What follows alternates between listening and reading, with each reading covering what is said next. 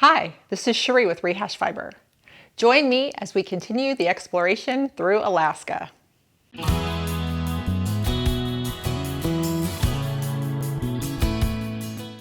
While I was in Anchorage, I visited the Oomingmak Co-op.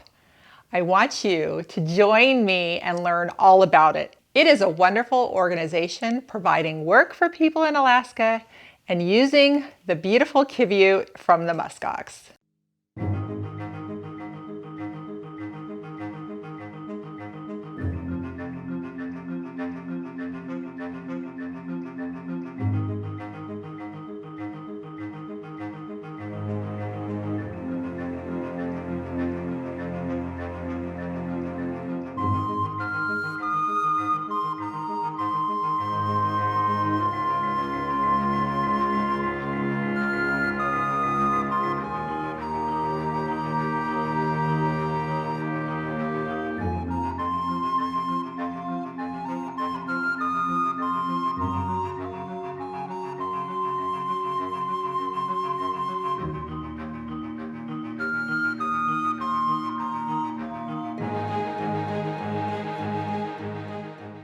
So I'm in Anchorage, Alaska, and I heard about this wonderful place, and it is such a treasure, and I want you to meet Hillary. Hi.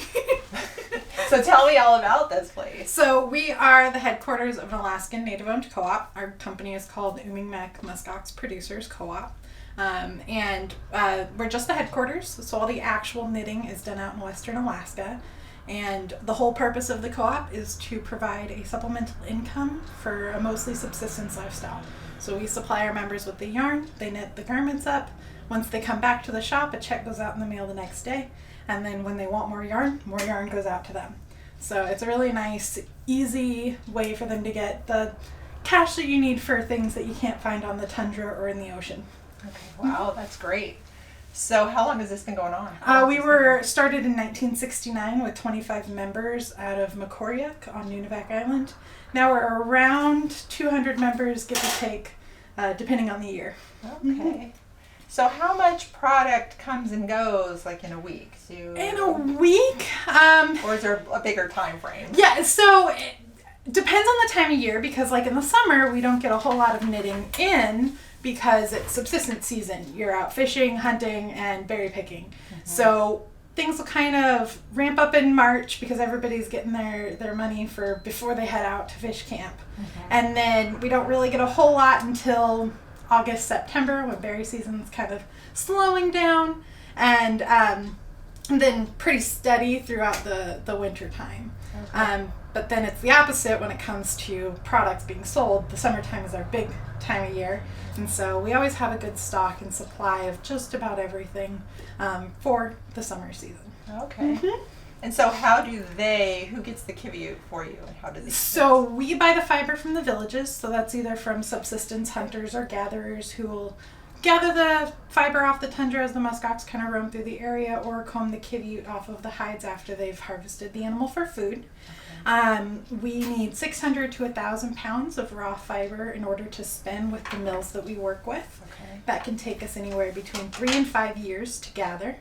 The spinning process between the scouring, the dehairing, and the spinning can take up to 2 years.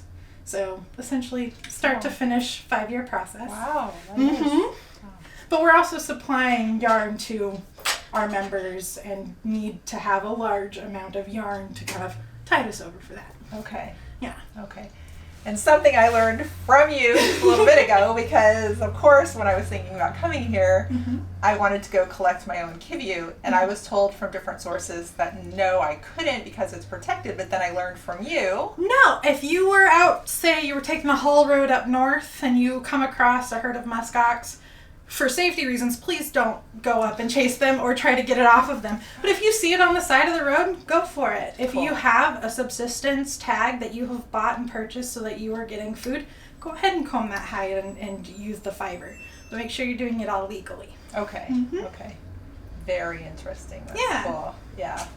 So how many people work right here, or do people come in and go? So the headquarters, it's typically 4 of us, the executive director, myself, the office manager, our head of production, who is also a knitting member of the co-op, and then typically sales staff. Okay, great. Yeah. Okay, so I bought my own qiviut up at the muskox farm, and I'm not exactly sure how I should process it because I've done wool and cotton and a couple other, but this to me is like precious, precious fiber, and I don't want to screw it up. And so I was just wondering, what do you know, like from beginning all the way through? So I am not an expert. I'm going to preface it with that. What I know is just from what I've picked up working here. To my knowledge, you don't really want to do any drum carding or comb carding when it comes to qiviut because that could break up the fibers. It is a very fine fiber. So from what I have heard, what people will do is they'll just kind of do their own kind of hand carding just to kind of help break it up to help with the spinning process. Okay. And then for our purposes, because we get it commercially processed, we like to keep a little bit of subguard hair in there. And that'll help a little bit with the strength, but you don't need a whole lot, just a little bit. And then qiviut likes to be washed, so hot water is fine. It's not like wool where it'll shrink. And any mild detergent will also work for cleaning. Would it be like a Dawn or a shampoo? I use Dawn Okay. or Ivory dish soap, whatever I have. Okay. I'll even use the yarn shop I go to sells little sample packets of eucalyptus, and I'll use that sometimes for a nice scent. Okay. But the biggest thing, you don't want to be introducing any oils to qiviut because that could mat the fiber down, and then you won't get the lovely fibery halo that qiviut likes to put off. Yeah. Okay. Now what I'm wondering, do you know about the spinning at all?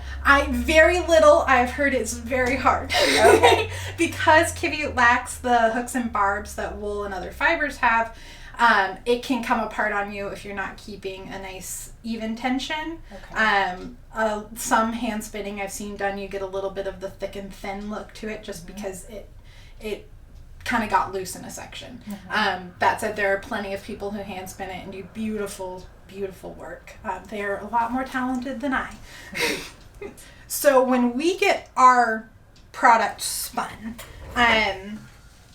again, to my knowledge, what they do is they add a little bit of a spinning oil to it, and that helps with the spinning process. We typically get a 2-ply done in a very fine lace yarn.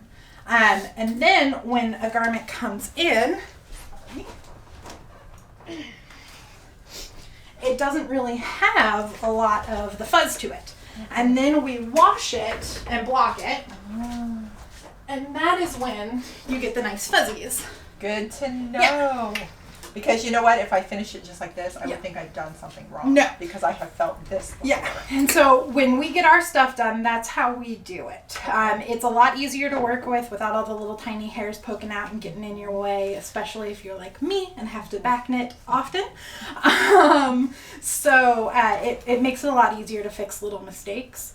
And then once you wash it, you get it all nice and fluffy. Okay, okay. And qiviut likes to be washed. Okay. Yes. It's okay to do. Yeah. And when you wash it after it's made up, what is there detergent? We use Shackley, but again, any mild detergent is what we recommend. Okay. I've heard people use like baby shampoo, Okay. all the way to like me. I just use Dawn dish soap. Okay, okay. Very good to know. And about the patterns, So our patterns are copywritten for co-op use only. They are based off of traditional arts and artifacts from the different villages where our members are from. Knitting is not traditional to Alaska. That was something that was brought with missionaries, with people, fur trappers from Russia and stuff. So we don't have 200, 300-year-old patterns like Ireland or Scotland or even Russia.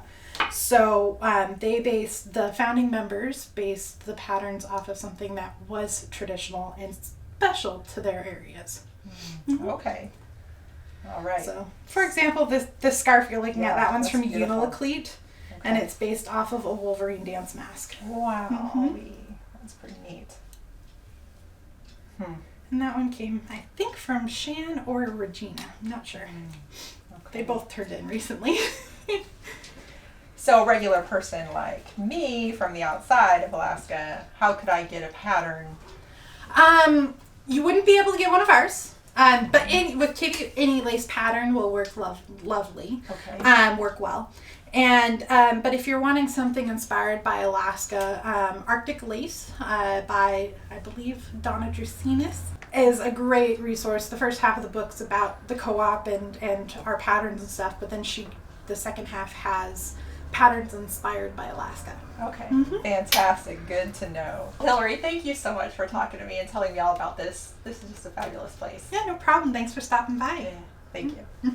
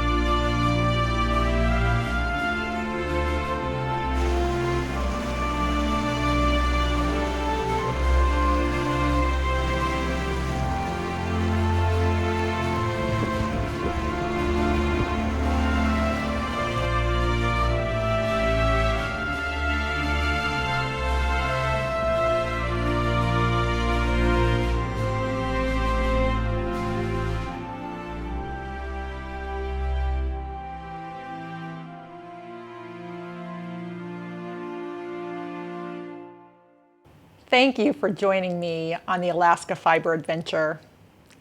I went off on that adventure completely looking for fiber experiences, anything fiber, for me and for you. And the only thing that was set up before the trip started was the visit at the muskox farm.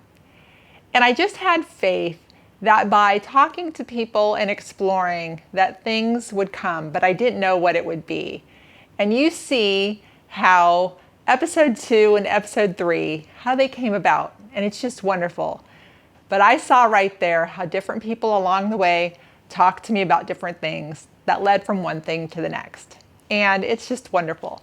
So that is why getting out into the world and traveling and talking to others is so fun and so valuable. And I was thinking about you guys the whole time because I want to help bring that to you if I can get there and experience it. So I do appreciate you watching and checking it out. I'll be thinking about the next place we can go. And so, happy fiber travels and thanks for watching.